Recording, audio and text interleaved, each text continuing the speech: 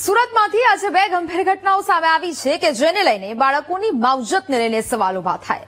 પોતાના વાલસોય બાળકો કે જેમની કાળજી લેવી એ માતા પિતા અને સ્કૂલ બંનેની જવાબદારી બને છે. બાળકોની માવજતમાં ચૂક કરાઈ છે. શું છે સુરતની એ બંને ઘટના જોઈએ આ રિપોર્ટમાં. પ્રી સ્કૂલના સંચાલકોની ગંભીર બેદરકારી. 2.5 વર્ષનું બાળક સ્કૂલમાંથી રોડ પર ચાલી આવ્યું. બાળકની સુરક્ષાને લઈને ગંભીર સવાલ. સુરત શહેરના ભટાર વિસ્તારમાં કિડ્સ વર્લ્ડ પ્રી સ્કૂલમાંથી 2.5 વર્ષનું એક બાળક ચાલુ ક્લાસ દરમિયાન સ્કૂલમાંથી બહાર નીકળી ગયું. આ બાળક પહેલા માળેથી નીચે ઉતરીને રોડ પર આવી ગયું. જ્યારે સ્થાનિક લોકોનું બાળક પર ધ્યાન પડતા તેમણે તાત્કાલિક બાળકના વાલીને જાણ કરી હતી. જો કે સ્કૂલ સંચાલકોની બેદરકારીને કારણે ગંભીર સવાલો ઉભા થયા છે. ચાલુ ક્લાસમાંથી આટલું નાનું બાળક બહાર કેવી રીતે નીકળ્યું? બાળક બહાર નીકળ્યું ત્યારે શિક્ષક શું કરતા હતા? બાળક રોડ પર આવી ગયું, શું ત્યાં સુધી કોઈની નજર ન પડી? સ્કૂલના ગેટ પર પણ સિક્યુરિટી ગાર્ડ નહોતા. જો બાળક સાથે કોઈ અનિચ્છનીય બનાવ બન્યો હોત તો જવાબદાર કોણ હોત? શું શાળા સંચાલકો આ હદે બેદરકાર છે? मेरा बच्चा 2.5 साल का निरामेज है, किड्स वर्ल्ड स्कूल में पढ़ता है और इसके टीचर लोगों को पता भी नहीं है ये स्कूल के बाहर कब रोड पे आ गया. मेरे पास किसी बाहर से तीसरे जने का फोन आया है कि आपका बच्चा रोड पे घूम रहा है और मैं स्कूल में पहुंची हूँ और इन स्कूल वालों को जब तक नहीं पता था कि बच्चे स्कूल में है कि नहीं. ये स्कूल वालों की इतनी लापरवाही है कि इनकी वजह से आज मेरे बच्चे के एक्सीडेंट हो जाता या इतनी किडनैपिंग चल रही है को पकड़ के ले जाता, कुछ भी नहीं पता चलता. तो मैं हर पेरेंट्स को ये बोलना चाहूंगी ऐसी वैसी स्कूल में अपने बच्चों को नहीं पढ़ाए और इनके लिए स्ट्रिक्ट एक्शन ले.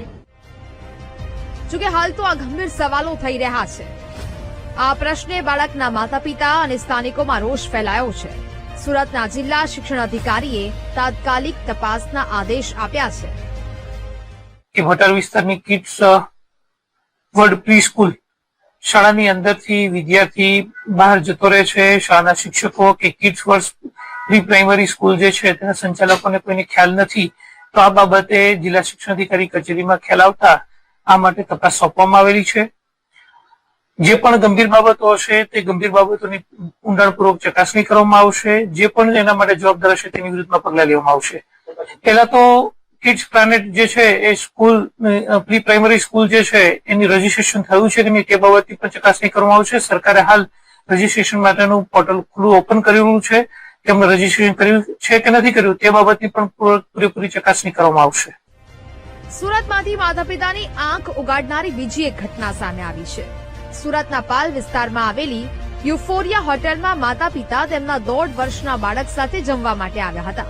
તે સમયે હોટેલની આજુબાજુ બનાવવામાં આવેલા પુલમાં બાળક પડી ગયું હતું અને જ્યાં પાણીમાં ડૂબી જવાથી બાળકનું મોત નીપજ્યું છે.